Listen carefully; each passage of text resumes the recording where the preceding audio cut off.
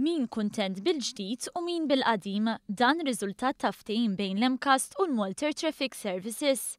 Ftehim li se jwassal biex studenti tal-inġinerija fih dan il-Kulleġġ Malti tal-Arti, ix-Xjenza u t-Teknoloġija se jibdew jitħarġu fuq apparat elettroniku aktar modern. Grazzi għall-apparat il-ġdid, l-istudenti ta' dan l-istitut se jtejbu l-kwalifiċi tekniċi tagħhom, filwaqt li se jaħdmu fuq apparat li huwa aktar simili għal dak li se jsibu fid-dinja tax-xogħol.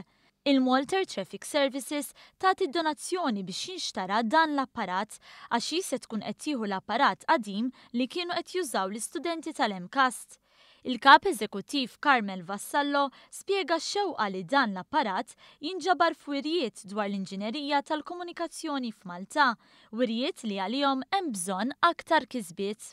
Aħna qed ngħidu ismek intkom għandkom apparat illi huwa antik, illi huwa m'għadux jista' jintuża jew inkella wasal żmienu biex issa jieqafu minfloku jidħlu apparat li huwa iktar avvanzat.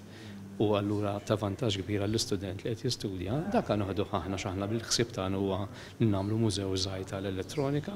Għandna diġà apparat aħna antik ukoll fil-kumpanija tagħna. Il-President tal-Bord tal-MCAST Silvio De Bono irringrazzja lil Malta Traffic Services tal-għajnuna li jagħtu lil dan l-istitut. Dan kif il-Malta Traffic Services qiegħda wkoll fl-iskema ta' apprentistat li toffri l-MCAST.